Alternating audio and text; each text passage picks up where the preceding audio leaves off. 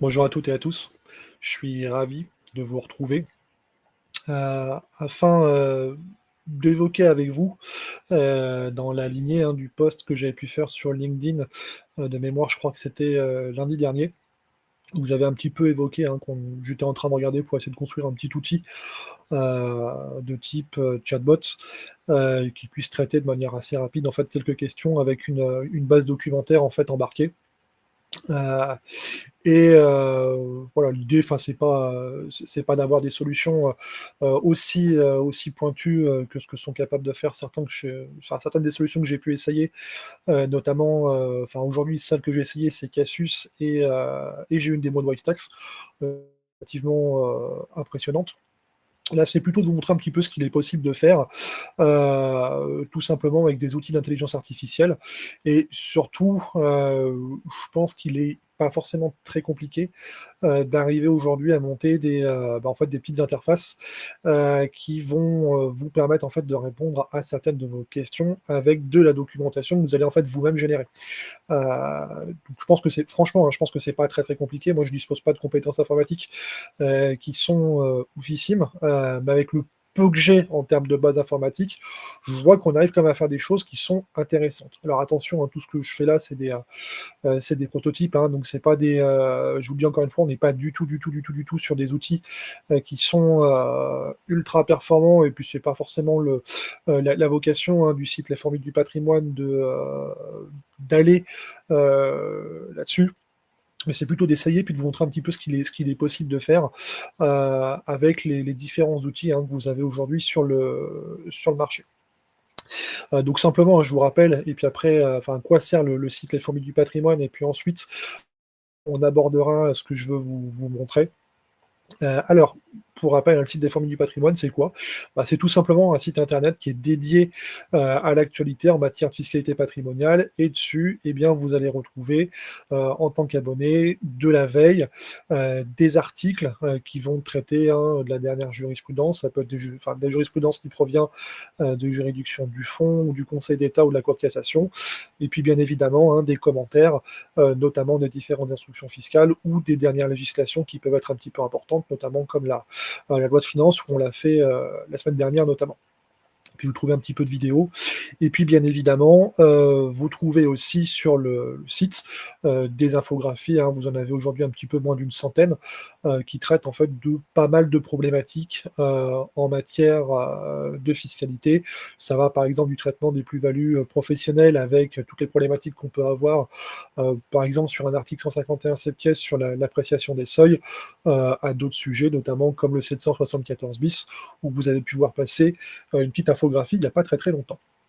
Et puis, depuis quelques mois, j'ai commencé aussi à alimenter le site avec un petit peu de simulateurs. Donc aujourd'hui, tous ces simulateurs sont tous en accès libre.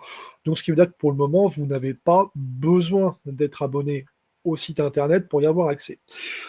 Ces simulateurs, simplement, je vous mets en garde sur une chose, c'est qu'aujourd'hui, ils sont tous en fait en phase de test.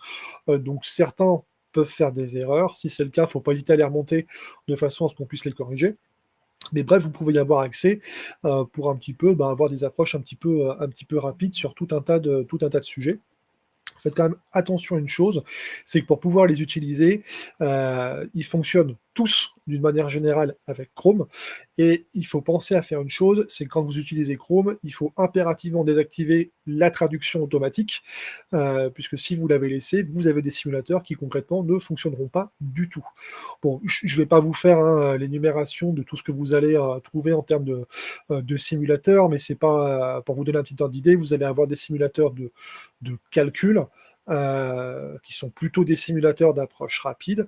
Et vous allez également avoir des petits outils, en fait, sous forme de tips, qui vont être des petits aides à la décision. Notamment, vous l'avez sur le pack du trail, où on va regarder si on est éligible ou pas au pack du trail à l'issue de toute une série de questions. Vous avez la même chose sur la qualification du régime des plus-values, notamment plus-value sur session de titre, où à l'issue de toute une série de questions, vous pourrez voir si vous êtes en régime plus-value professionnelle, plus-value immobilière ou plus-value privée sur session de titre. Et puis vous avez à côté de ça d'autres outils qui sont un petit peu plus costauds, Et ces outils, notamment, hein, par exemple, vous en avez un qui est dédié particulièrement en fait au calcul en fait des droits de mutation à titre gratuit. Et vous l'avez ici, hein, c'est l'item 21 qui est un petit peu plus costaud, qui vous permet déjà de faire un paquet de choses. Et puis, depuis quelque temps, en fait, j'essaye d'intégrer de l'IA générative, ou tout du moins j'essaye de voir ce qu'il est possible de faire avec. Vous le voyez, on en parle beaucoup en fait actuellement, surtout cette semaine. Et on parle notamment beaucoup d'un outil en particulier qui est l'outil Mistral AI. Mistral AI, hein, donc, qui vous permet en fait d'avoir des réponses à certaines des questions que vous posez. Ça peut même aller beaucoup plus loin puisqu'il vous permet en fait de vous aider aussi pour faire notamment du code, hein, par exemple du code HTML ou autre chose. Bon, moi, je vous cache pas que c'est pas ce que j'utilise au quotidien, hein. Au quotidien, j'ai plutôt tendance à utiliser Claude AI et Bolt, qui sont deux outils extrêmement intéressants pour faire du code et également pour développer en fait des applications. D'ailleurs, vous avez quelques-uns des outils que vous avez ici qui ont été développés soit directement avec Claude, soit avec Bolt. Voire parfois vous avez les deux. J'utilise et j'aime bien le faire de plus en plus, c'est-à-dire c'est combiner les deux approches pour pouvoir en fait développer un petit simulateur d'approche rapide ou pour aller un petit peu plus loin. Et parmi ces outils en fait qui vous permettent d'avoir un petit peu d'IA générative qui est intégré, vous en avez trois. Vous avez l'item 27 qui vous permet d'avoir des synthèses de jurisprudence. Donc là, vous le verrez, hein, si vous avez l'occasion d'aller sur l'outil, n'hésitez pas, vous pouvez vous mettre dessus.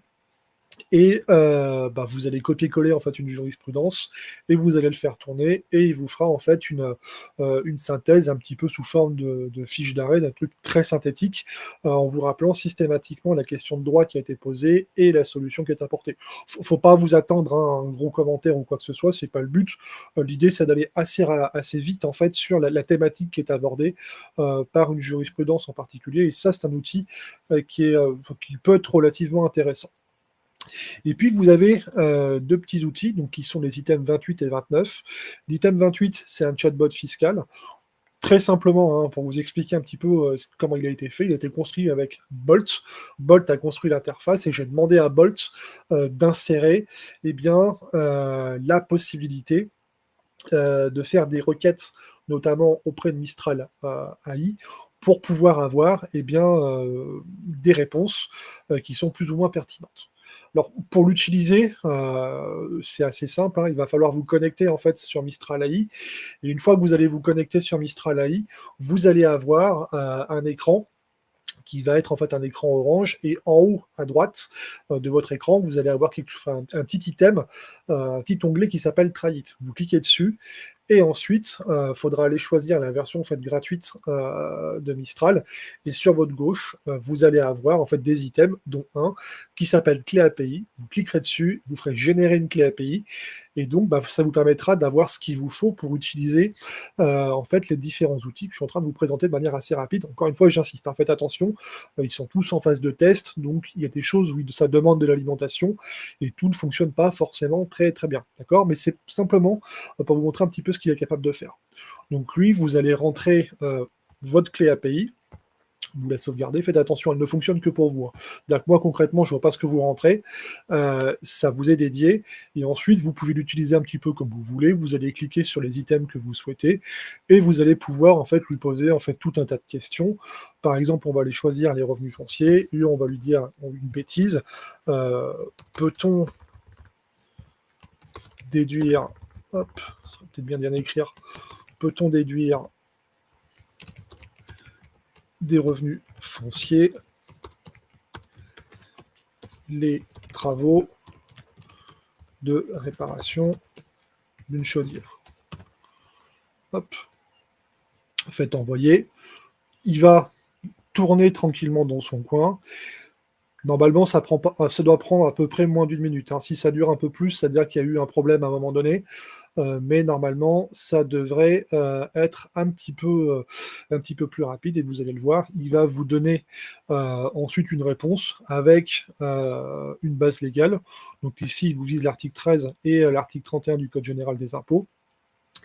Et il va vous dire dans le cas présent, donc les travaux de réparation de la chaudière peuvent être déduits des revenus fonciers à condition qu'ils correspondent à des dépenses d'entretien courant ou de la remise en état du bien loué. Donc ici, vous le voyez, c'est intéressant. Il vous apporte déjà une réponse qui est structurée, hein, avec une synthèse, les bases légales, la jurisprudence, une application rapide et puis quelques points d'attention. Faites attention, donc oui, vous pouvez l'utiliser un petit peu comme vous le souhaitez. Par contre, il faut être assez prudent, notamment sur toute la base référence documentaire. Donc là, la base légale au niveau du CGI, c'est bon. Par contre, faites attention notamment sur les bases au niveau de la jurisprudence, c'est généralement assez fréquemment faux. Puisque lui, en fait, il a un problème, c'est qu'il n'a pas de base en fait documentaire embarquée.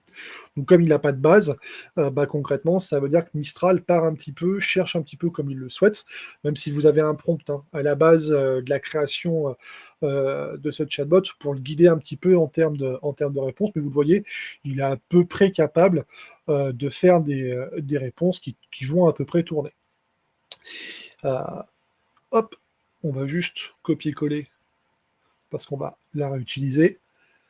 Et on va aller voir celui qui va nous intéresser, qui est le dernier en date en fait que j'ai monté, qui est l'item 29, donc c'est le chatbot fiscalité patrimoniale, avec documentation.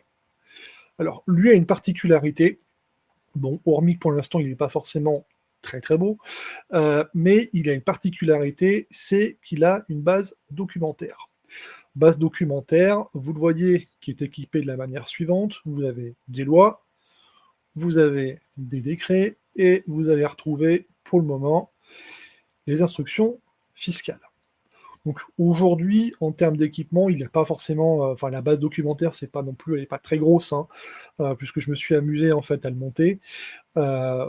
Vous avez pour le moment une base documentaire qui est composée d'à peu près 83 documents. Hein, donc je vous l'ai dit, c'est essentiellement des lois, des instructions, plutôt des articles du Code général des impôts pour être précis. Vous avez également donc des instructions fiscales.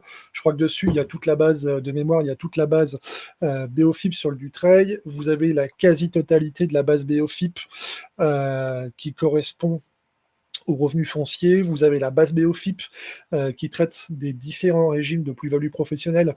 Donc sachant qu'ici, j'ai pas tout rentré, hein, mais vous avez le 151 7 pièces, donc régime d'exonération en fonction du chiffre d'affaires, départ à la retraite, c'est pièce A, exonération en fonction de la valeur des éléments cédés de 138 tiers des sièces, et non, je ne l'ai pas encore fait, mais vous n'avez pas encore la base doc sur le 151 7 pièces B. Mais vous avez déjà un petit peu de quoi faire.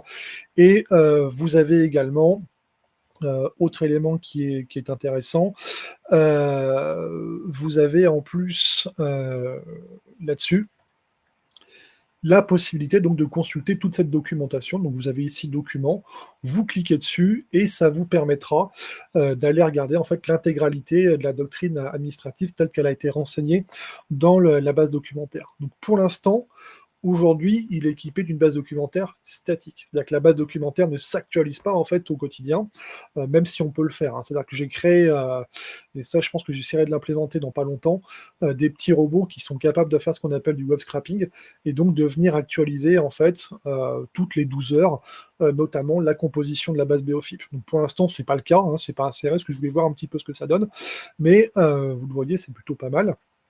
Et il y a une particularité, donc qui est aussi un élément intéressant, c'est qu'il stocke en fait les questions qui sont posées, et ça vous permet de voir également la façon qu'a l'outil de répondre. Donc ça, pour l'instant, vous y aurez accès aussi, de façon à vous montrer un petit peu ce qu'il est capable de faire. Alors faites attention, hein, parce que concrètement, il reste sur une forme d'apprentissage d'une certaine façon, donc il lui arrive de dire des grosses bêtises. Même si vous avez normalement la base documentaire qui est plutôt là pour essayer de le cadrer, mais parfois il a des problèmes en fait d'analyse, et donc faut y faire attention, hein. C'est-à-dire que ça reste ce que c'est, hein, ça ne reste qu'un outil, donc il peut faire des bêtises, et surtout il est très sensible à la façon dont les questions peuvent être posées. Ici, sur cet outil, qui peut être relativement intéressant. Bah, tiens, on va lui poser la même question que tout à l'heure. On va voir un petit peu ce qu'il est capable de faire.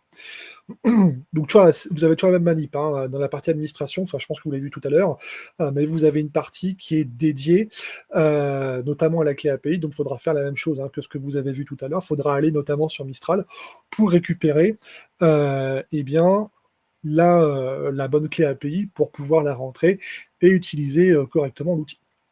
Donc là, on vient de lui poser exactement la même question que sur le chatbot précédent que vous avez vu. Hein. On lui a demandé, par exemple, peut-on déduire des revenus fonciers les travaux de réparation d'une chaudière, sachant qu'il reprend la même faute d'orthographe que j'ai faite, mais c'est pas très grave. Il va vous faire une réponse à la question en vous disant oui, les travaux de réparation d'une chaudière peuvent être déduits des revenus fonciers. En effet, sur mon expertise en fiscalité patrimoniale et les documents fournis, les dépenses de réparation et d'entretien sont déductibles des revenus fonciers. Et donc, cela inclut les travaux effectués sur les équipements tels que les chaudières. Il va vous donner les références. Il va aller un petit peu plus loin, puisqu'il va aller essayer de chercher, en fait, dans les documents qui sont à sa disposition, en fait, qui peuvent plus ou moins coller. Là, il vous explique, concrètement, il le fait gentiment, hein, il n'y a pas de calcul à faire, donc il ne vous les fait pas. Et il va vous donner une petite synthèse. Les travaux de réparation d'une chaudière peuvent être déduits des revenus fonciers, conformément à mon expertise et aux documents fournis. Cette déduction s'applique dans le cadre du régime réel d'imposition. Les frais et charges, incluant les dépenses de réparation et d'entretien, sont soustraits des revenus bruts fonciers pour obtenir le revenu foncier imposable. Donc vous le voyez, il est capable en fait de faire quelques réponses à des questions, et on va essayer d'aller regarder sur d'autres, par exemple d'autres questions, voir ce qu'il est capable de faire. Hein, l'idée, c'est pas forcément de trop en mettre, mais c'est de voir un petit peu qu'est-ce qu'il est capable de répondre sur des questions qui peuvent être plus ou moins compliquées. Tiens, on va regarder s'il est capable de faire du calcul, par exemple. On va lui poser la question, on va aller voir. Donc là, rien de plus simple, vous allez vous mettre ici, hop, et on va lui poser la question. Alors moi, j'en ai préparé quelques-unes en stock hein, pour voir un petit peu comment est-ce qu'il se comporte. Donc là, l'idée, c'est d'essayer de lui faire un petit peu de calcul, notamment dans un contexte d'application du pacte du trail. Donc vous le voyez, hein, il est toujours en train de mouliner, et il va regarder un petit peu ce qu'il est capable de faire. Et là, toujours pareil, hein, il va vous apporter, donc il vous rappelle le contexte. Donc vous le voyez, hein, PDF, Word, donc ça c'est juste des petites fonctions à implémenter, mais il n'y en a pas pour très longtemps à faire, donc il sera capable de le faire. Il vous répond à la question, cas d'application du pacte du trait à la transmission de titre d'une société de valeur de 500 000 euros, l'abattement fiscal est de 75%. D'accord, donc il a raison. Cela signifie que la base taxable pour le calcul des droits de mutation à titre gratuit sera réduite à 25% de la valeur totale, soit 125 000 euros. Les 375 000 euros restants bénéficieront de l'exonération prévue par le dispositif du trait. Et il vous reprend la citation qui lui semble convenir au vu de la base documentaire qu'on lui a donnée, et il vous refait en fait le calcul. Et vous avez ici la petite synthèse. Donc vous voyez, hein, aujourd'hui, il fait des trucs assez rapides. Moi, je l'ai même testé en fait sur des petits cas pratiques, voir un petit peu ce qu'il est capable de faire. Il répond pas trop mal. Et ça peut être relativement intéressant. Donc l'idée, hein, c'était vraiment de vous montrer un petit peu ce qu'il est capable de traiter, et vous avez donc ici, hein, ce que je vous disais, la partie configuration de la clé API, et c'est là où vous devez rentrer, bien évidemment, toute votre config pour pouvoir en fait le faire tourner correctement. Donc voilà un petit peu ce qu'il est possible de faire en fait avec le chatbot. Il est intéressant. Hein. Concrètement, il n'est pas terminé. Hein. Vous le voyez, c'est un outil en phase de test où l'idée c'est de voir un petit peu ce qu'il peut faire. Mais on voit qu'il c'est pas inintéressant sur des premiers essais.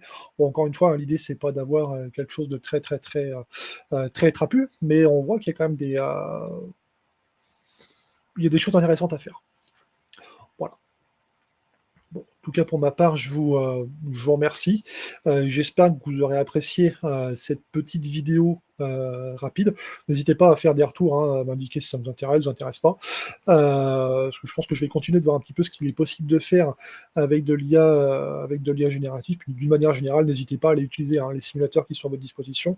Et puis aussi, si vous le souhaitez, n'hésitez pas à vous abonner au site de façon à trouver de l'information régulière. Je vous remercie en tout cas, toutes et à tous. À la prochaine. À bientôt. Au revoir.